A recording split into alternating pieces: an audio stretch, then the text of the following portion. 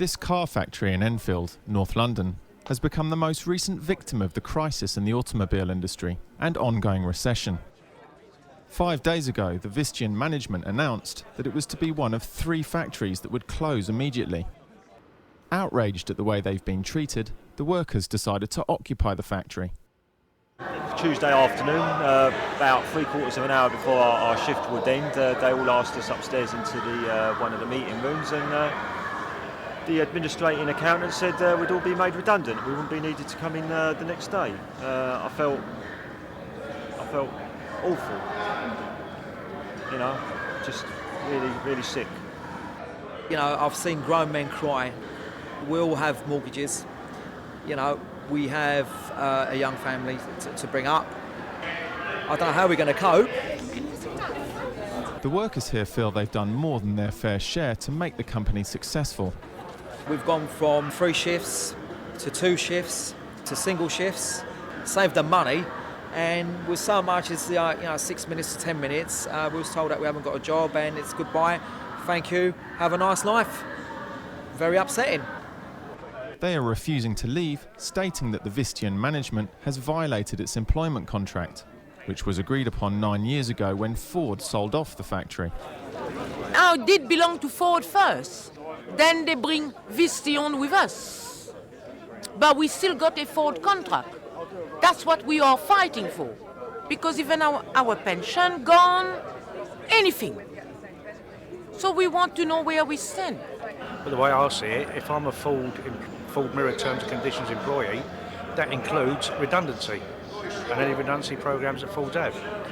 But for them to come and tell us you'll have to go with nothing, with like 6 minutes notice, come in, sorry you've got no job, empty your locker and go, that's what they've told us and we're not going. To secure their occupation, the workers have blocked the entrances, but have to remain constantly vigilant for bailiffs, security and police who are trying to evict them on behalf of the management. Have they got a bailiff over there? No. The reason we're here is because we've been treated disgustingly. We're now in jeopardy of losing our homes, our children, our families out on the street, when they could have quite easily have given us all just a reasonable amount of money, which we're not begging them for money which is not owed to us. It's money we've worked for. They've been quite happy taking the profits from the work that we've done over the past 20 years, and they have got extremely rich out of it. And they expect me to sit at home with nothing, or go out and find a job for £6 an hour. Some feel that the closure of the factory could easily have been avoided. We can make anything plastic at all. We got the machinery, all you need is the mould. I put in a suggestion that we could have made wheelie bins, because in Germany they're supplying the wheelie bins here for the UK. They can't make enough. Why couldn't we make the wheelie bins for England, for London, from this plant? The workers are sleeping on makeshift beds of cardboard. The lack of access to proper amenities and the sleepless nights are taking their toll. It's tough. Every night's getting tougher, you know. You're away from your children and your family. But if it means we've got to squat here and stay here, we'll do it. The other 2 shut down Visteon factories, one in Belfast and this one here in Basildon, East London, were also occupied by the workers. We occupied the factory from 10 o'clock onwards. We were contacting the media and getting radio interviews, and it was getting widespread support. But during the course of the day, there was a big build-up of police, all putting on riot gear, Kevlar jackets, police dogs barking, and there was a lot of intimidation. After being threatened with mass arrest, the workers agreed to leave peacefully. So they are continuing the protest with round-the-clock pickets. Here too there is widespread anger. I spent 25 years working for Ford Motor Company, and I paid pension money into their pension. We made a profit in this plant for good knows about 30 odd years. We made a profit in this plant. The last 2-3 years we haven't made a profit. They don't want to know us now because we're not making that profit that they want. No loyalty whatsoever. Just left out on a rubbish heap. Concerned local residents have gathered here in support, as well as local Labour MP Angela Smith. The thing that I really want to get to the bottom of is the relationship between Fords and Visteon. These people here were told they would be kept on. When they transferred to Visteon, they'd be on Ford's mirrored terms and conditions. They were told they would have that for life. They were told they'd have it for their entire working lives. And that's not happened. And that's the key thing here. Legally, is that allowed?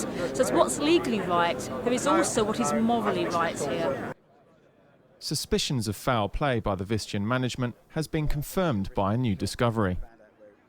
A document has just come to light this morning, retrieved from Company House by the local MP, which shows that the head of Visteon UK, Steve Gordon, had plans last January where he set up a new company, Visteon Automotive Products, with the clear intention of bankrupting the existing firm, slashing workers' pay and conditions, and opening up again a new company in the same, trading in the same premises, using the same machinery, probably employing new workers on lower rates of pay.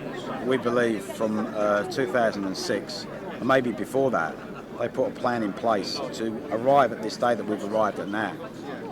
But, you know, we've got ways and we're finding out and we're going to expose them. Some feel that the behaviour of the Visteon management has a broader context. I've had several complaints now about companies using the recession not as, as an excuse to change the terms and conditions of workers. It's the pure profit motive that's driving this forward, is to undermine workers' pay and conditions, cast them aside onto the dole in order to maximise profits.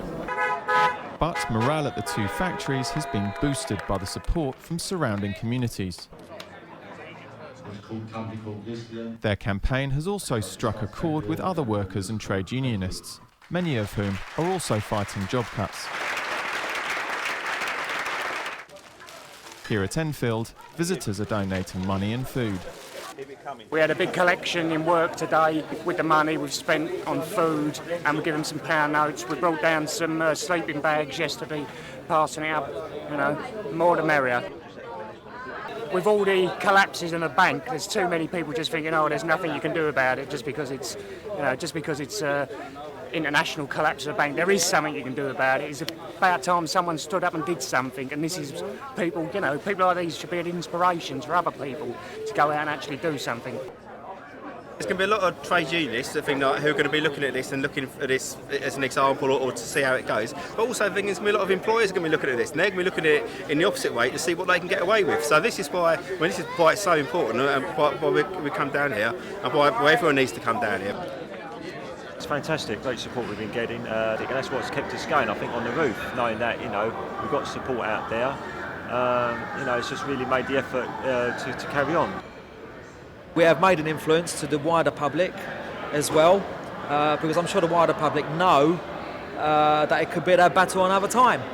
There's only one way to end profiteering, and that is through taking action, as we've seen today, occupations that have occurred, and that we run society on the basis of production for need and not for profit. In other words, we have to get rid of the capitalist system, which is rotten to the core. You've got to stick together, and if you don't stick together, your companies, your management will just walk over you and you will have no rights. If you stick together, you can do a lot.